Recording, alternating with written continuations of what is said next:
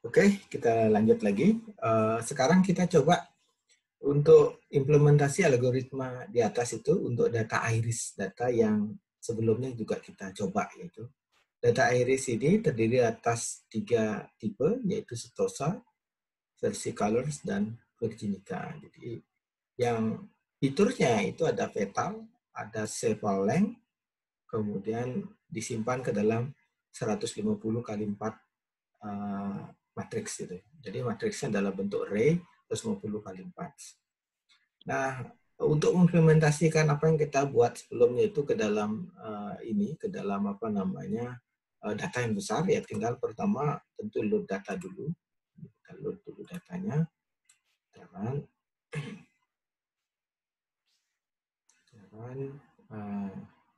ini agak sedikit lama karena harus.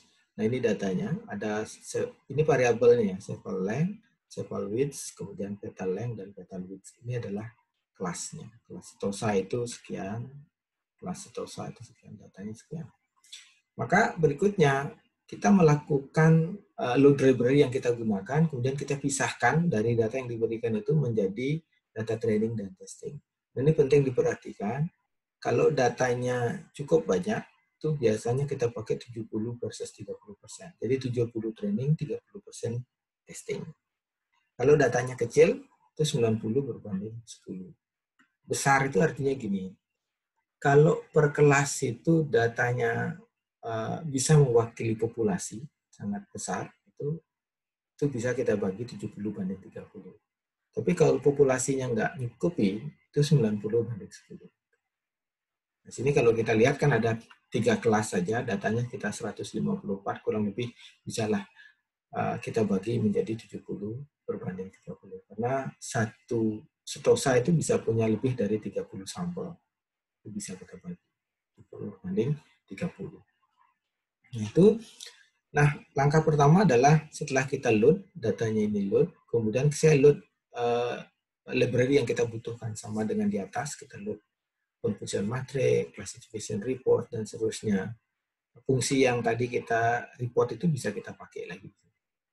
Nah, di sini kita memisahkan mana variabel dependent, mana variabel independence, X dan Y-nya. Artinya gini, Y-nya itu adalah ID-nya, X-nya itu adalah datanya. Jadi X-nya itu ini, ada 4 ini. Sorry, ada 4, 1, 2, 3, 4. Sedangkan Y-nya itu adalah variety-nya. Maka di sini semua kolom dari awal sampai sebelum terakhir. Ini semua kolom untuk baris terakhir saja. Ini enaknya di Python itu bisa pakai semua sampai terakhir itu, sebelum terakhir min 1 itu bisa pakai min 1. Kalau yang terakhir bisa pakai min 1. Ini terakhir. Kemudian karena targetnya di sini kan kalau kita lihat huruf ya, atau setosa, versicolors, kemudian ada virginica. Maka di sini saya coding Y-nya itu kalau dia setosa itu saya kasih 0, kalau versicolor saya kasih 1, kalau virginica saya kasih 2. Bisa nggak di coding? Bisa. Tetapi kalau di plot jadi nggak bisa dia. Ini kan saya tujuannya adalah ngeplot yang di bawah. Sorry, belum, nggak muncul. Nanti kita plot dia masing-masing untuk membuktikan benar enggaknya. Itu di plot. Nah, maka harus saya coding dulu.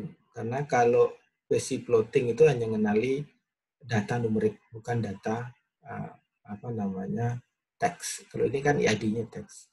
Kalau tidak perlu diplot, tetap pakai ID ini bisa. Karena diplot, jadi coba kita running ya. Nah ini adalah coding ID-nya, Y-nya kita coding. Jadi kemudian di sini kita split dengan size. Test size itu 0,3. Test size-nya 0,3 dengan random step count. Jadi test size-nya 0,3 itu dari 30%, trainingnya berarti 70%. Nah, kalau Anda menggunakan library itu untuk uji ini misalkan, ini harus dicoba 70-20 kayak apa, 70-40 kayak apa, 80-20 kayak apa, harus ulang saya. 60-40 kayak apa, 70-30 kayak apa hasilnya, kemudian 80-20 kayak apa, 90-10 berapa.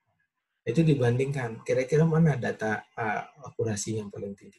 Berarti itu yang paling pas proporsi antara training sama testing. Tapi secara teoritis kalau datanya cukup banyak, mewakili populasi, itu bisa digunakan 70 versus 30. Nah, maka ini sudah kita selesai, kita sudah split, maka X training ini akan jadi size-nya adalah pasti 70% dari total data. Tadi total datanya kalau kita lihat di sini, itu adalah dibilang 150. Maka kalau 70% kali 15 itu bisa di-print. Ya. Maka di sini saya menggunakan eigen untuk men-downsize variabelnya. Tadi dari variabelnya 4, saya downsize menjadi 2 dengan PCA. Jadi PCA di depan itu kita pakai, ya, kita pakai, kemudian kita plot. Ya, coba kita lihat. Kita pakai, kita ya fungsi yang tadi yang kemarin sudah kita pelajari. Nah ini kita plot. Ini data merah, data biru, data hijau, kemudian data biru. Kita tahu ini kelas apa sih? Bisa kita lihat dari sini. Kalau dia kelasnya 0 itu berarti setosa, itu red. Kalau kelasnya 1 versicolor, itu berarti 1 green. Versicolor, setosa, versicolor, dan virginica. Yang problem di sini itu adalah antara virginica sama versicolor, karena dia berimpit di sini. Nah, ini agak dalam kategori paling susah dikenali. Kalau ini pasti dikenali semuanya, karena klasifikasinya paling gampang. Dan yang sulit itu yang ini. Kadang-kadang ini Anda melihat nih berimpit. Ada hijau yang berimpit, sangat berimpit dengan ini, dan ini, dan ini. Ada 4. Ini juga, ini berimpit. Nah ini gimana menentukan garis klasifikasi? Pasti akan ada miss. Ya, ada miss. Ada miss. Itu pasti. Maka sekarang, ini setelah kita lihat, kita demokan. Misalkan sekarang pakai PCA itu untuk data tes. Ya, benar nggak sih kita bisa dapatkan hasil yang tinggi. Nah, ini untuk tadi kan data trainingnya sudah kita PCA kan di depan. Ini training, ini kita sudah PCA kan di sini data trainingnya. Di sini. Kemudian sekarang data tesnya, maka data tes dikurangi ini. Kita lakukan konversi. Ini jalankan. Kemudian setelah dijalankan, ini kita klasifikasikan. Dapatnya adalah 97%. Dengan precision itu untuk kelas pertama itu 100, kelas kedua itu 100, kelas ketiga itu 92. Maka kelas kedua ini dengan kelas 1 dan kelas 2 ini sulit karena dia berimpit di sini. Nah, kalau kita tidak tahu dia berimpit atau tidak, maka sulit dijelaskan. Bagaimana cara menjelaskannya? Maka kenapa kok dapatnya kayak gini gitu? Nah, kalau dapatnya kayak gini, karena kita tahu sebarannya begini, maka kelas 0 itu pasti 100. Kenapa 100? Karena garis klasifikasinya gampang. Tapi kelas kedua sama kelas ketiga, dia nggak akan 100. Anda lihat, bisa perhatikan. Ini saling tertukar. Ya. Anda bisa lihat di sini dari data confusion matrix.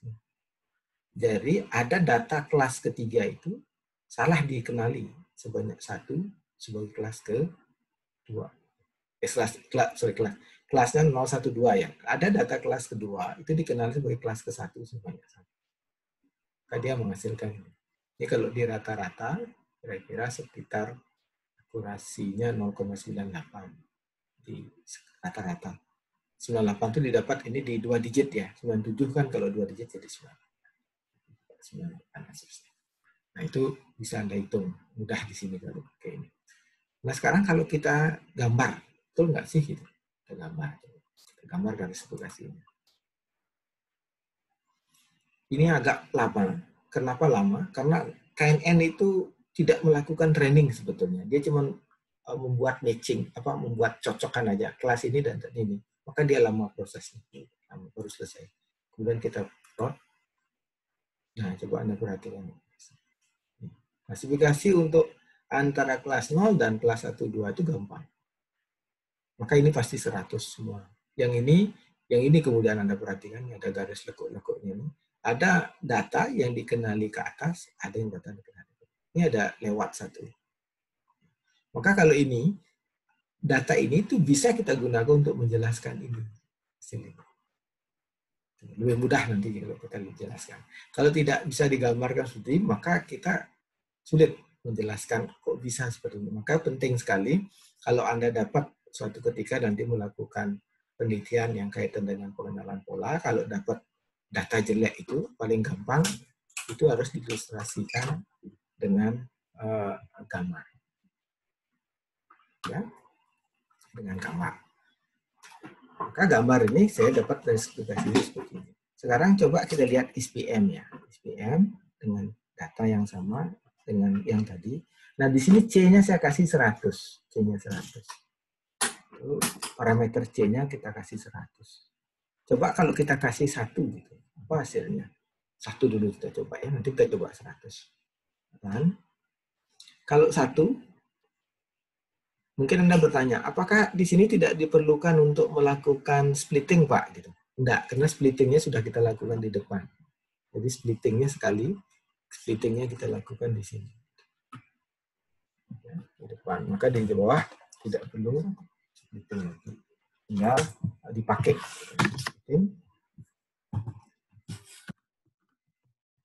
Kemudian splitting kita coba, hasilnya adalah di bawah tadi 95. Hasilnya 95. Ke bawah. 7. Ini. Hasilnya 95 ya. Nah, 95 itu berarti kan jelek dibanding dengan KNN. Coba kita naikin 10. Kita running. 97 naik. Ya, 97. Kita kasih misalkan sekarang 100. Dapatnya sama 97. Nah, ini artinya kalau dia kecil itu kurang bagus, karena variabelnya minim. Jadi maka kita harus mengincrease number of iteration-nya untuk mendapatkan ininya C yang baik ya. Maka di sini coba kita kasih 20. Tadi 10 kita dapat, sudah cukup bagus. Nah, 97 juga. Hampir sama dengan yang sebelumnya. Nah, lalu kita gambarkan sekarang plotting lagi. Plotting lagi datanya. Kita plot. Tuh. Garis klasifikasinya benar-benar linear kan ya? Dibanding dengan yang sebelumnya linear banget. Nah, ini memahami kita gini. Kira-kira menurut Anda, kalau saya kemarin kan saya ngajarin klasifikasi 2 data ya. Jadi ini sama ini, gitu, garisnya ini. Kalau 3 data, itu SPM cara kerjanya gimana kira-kira? Jadi cara kerjanya itu begini. Pertama itu dia akan mencari klasifikasi antara ini dan ini dipandang sebagai 2 data lain, maka dapatnya ini. Karena ini ada 2 data lagi, maka dia akan cari klasifikasi antara ini sama ini, dapatnya ini. Itu cara kerjanya dia. Jadi dia iteratif sebetulnya cara kerjanya, iterasi. Pertama dia cari ini terhadap ini, dapatnya ini, dan dari ini terhadap ini, dapatnya ini. Ini hasil ini itu menunjukkan bahwa parameter C ini itu bisa menjadi salah satu magic number yang harus kita cari kalau saya menggunakan SPM. Ya, oke. Itu kalau harus kita cari-cari. Saya kasih 1, 2, berapa, 5, berapa. Misalnya sih stepnya 5. C 1, kemudian 10, bisa terus 20, dan seterusnya. Semakin kompleks datanya, semakin nilai C-nya bisa jadi Anda dapat semakin lain.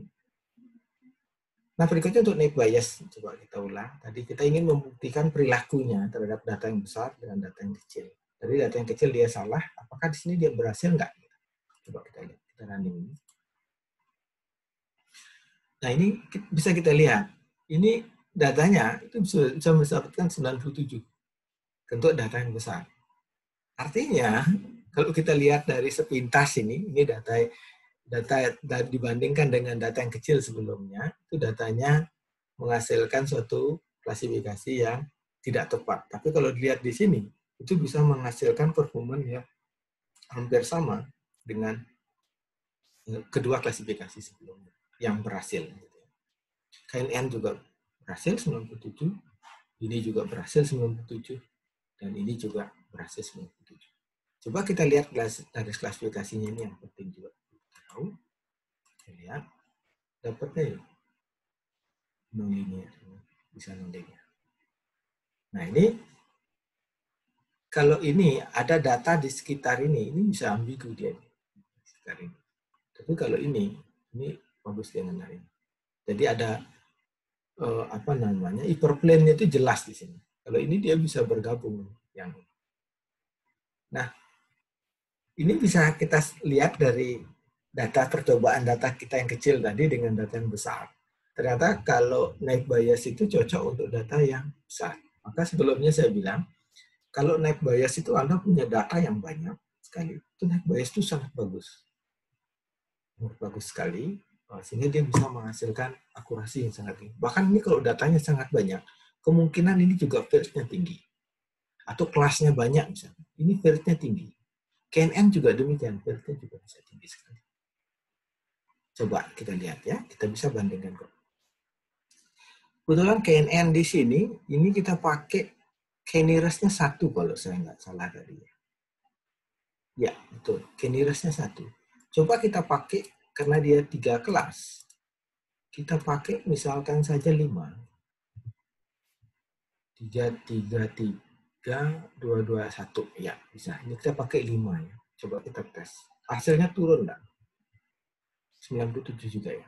Coba kita pakai 7.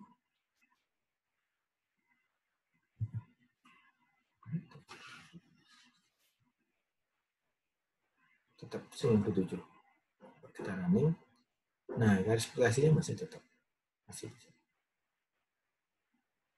Ya.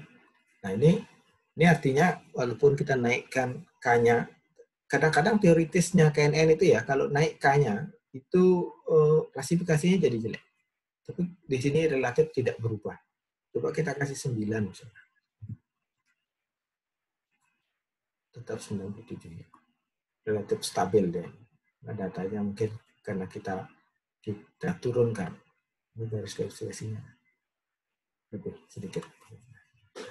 Nah, dari 3 ini pengamatan kita ini naik bias cukup tinggi improvementnya, dari yang gagal menjadi akurasi yang hampir mendekati sama dengan kualitas yang sebelumnya. Itu artinya bahwa secara statistik semakin datanya ini semakin terwakili atau mencerminkan populasi. Maka dari itu net bias itu bisa bekerja dengan optimal.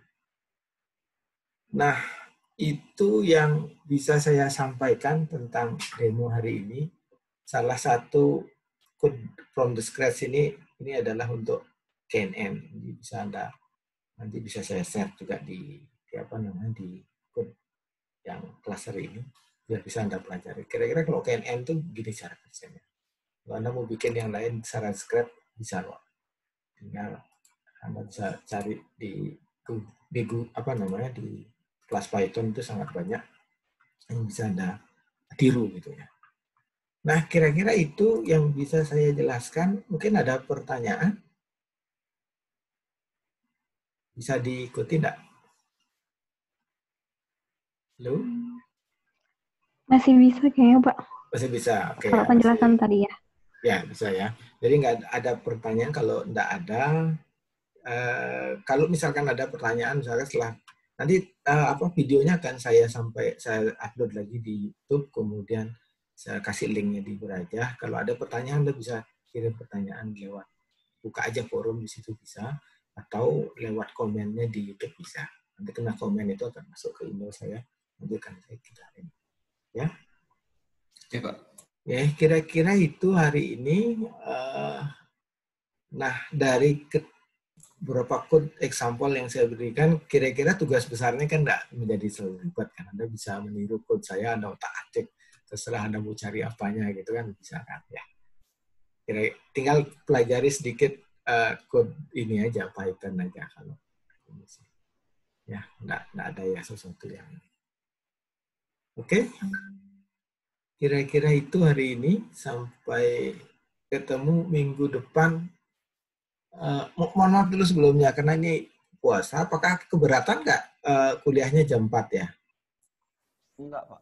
Nggak apa ya? Malah Nggak pas apa-apa. ya Pak kalau jam 4. Pas ya jam 4 ya. Oke, kalau gitu. Iya, Jadi Pak. minggu depan kita ketemu jam 4 lagi, tapi minggu depan akan ada post test lagi ya. Test lagi. Iya. Siap, Pak. Oke. Kira-kira itu hari ini, sampai ketemu minggu depan. Sampai jumpa.